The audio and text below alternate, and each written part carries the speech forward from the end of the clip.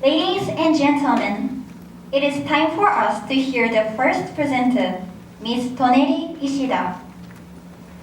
Ms. Ishida will make a presentation with the title, Plastic, Our Creation, Our Responsibility. Let's welcome Ms. Ishida.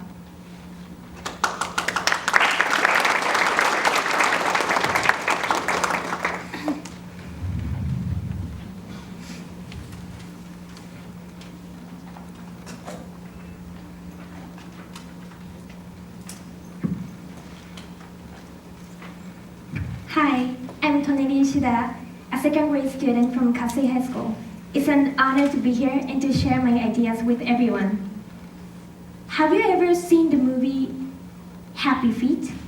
It's about a penguin who loves dancing, but every time I watch it, this character, not the hero, draws my attention. Now, look closely.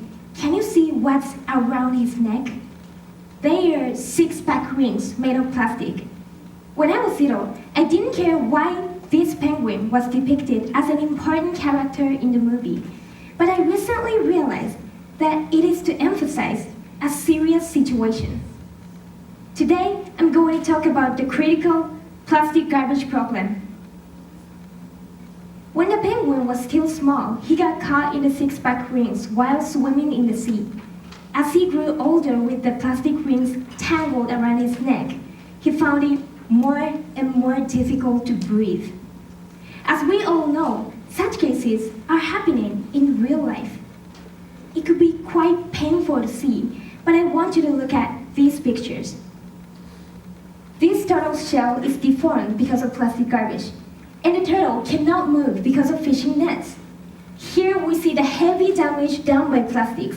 However, what is said to be more serious these days is the issue of microplastics. Microplastics are very small pieces of plastic, less than 5 millimeters long.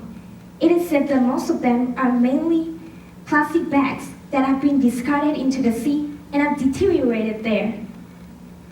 Aquatic animals ingest them with their food, and accumulating them in their bodies can sometimes lead to death. Besides, when we human beings or other creatures living on land eat the fish, what do you think happens next? It will be very harmful to us as well. In our daily lives, we can rarely see such plastic marine garbage. However, we should not turn a blind eye to this big problem. Because plastic things are created by human beings, they cannot be decomposed naturally. No matter how deep we bury plastic in the soil, it never returns to nature. After we create something and use it to make human life better, we must be responsible for it all the way. Just putting plastic garbage in the trash bin is not enough.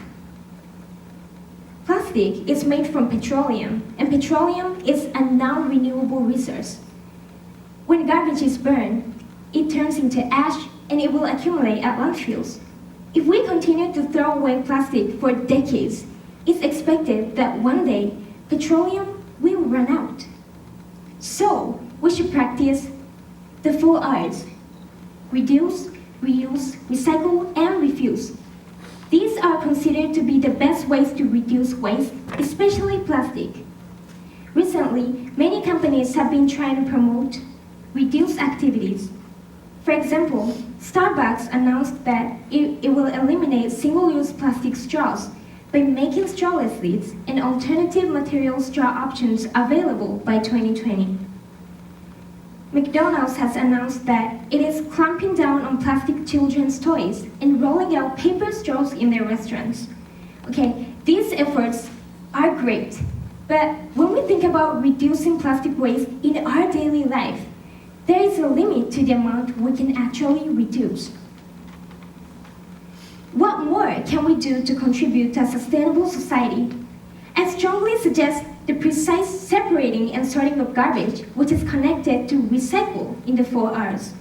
Some of you might say, I know, I'm sorting plastic trash properly. However, separating is not that simple. Have you ever checked if your separation is in line with local regulations? In Nagasaki City, we have to separate plastic packaging and containers following a recycling law. According to these rules, plastic products such as straws, spoons, forks, as well as wrappers, and dirty containers should not be collected for recycling. But in commercial facilities, you'll find only garbage bins for paper and plastics. My parents are very strict with separating garbage, so since I was little, I was taught that plastic straws and spoons cannot be recycled. When I try to separate the trash after eating ice cream or having tapioca juice at commercial facilities, I get confused.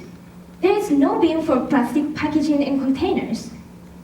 The other day, I contacted several commercial facilities to check for differences compared to the way we separate garbage at home. The collection of plastic garbage at commercial facilities is delegated to a contractor, which takes care of disposing them. In fact, much of the plastic garbage is burned, and various fused plastics can be recreated as a new product. The rules for separating garbage at commercial facilities are quite vague. When you separate garbage at home, do you do it the way commercial facilities do?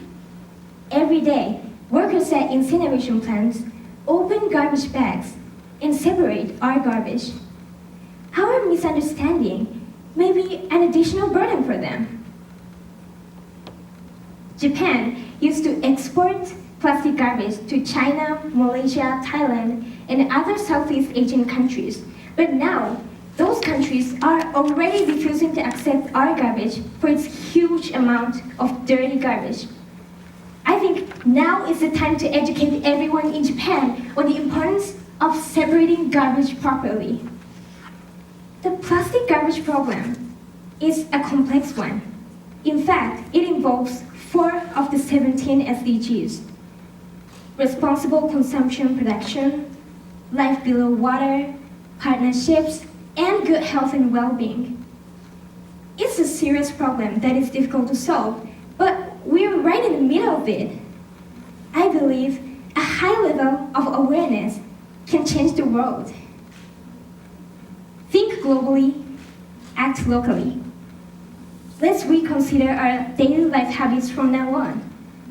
Find out the right way to separate garbage, pick up plastic trash before they reach the sea, share the new things that you learned today with your friends, anything. The point is to start doing something, no matter how little it may seem. Oh, and if you have time, please watch Happy Feet. It's really interesting. Thank you.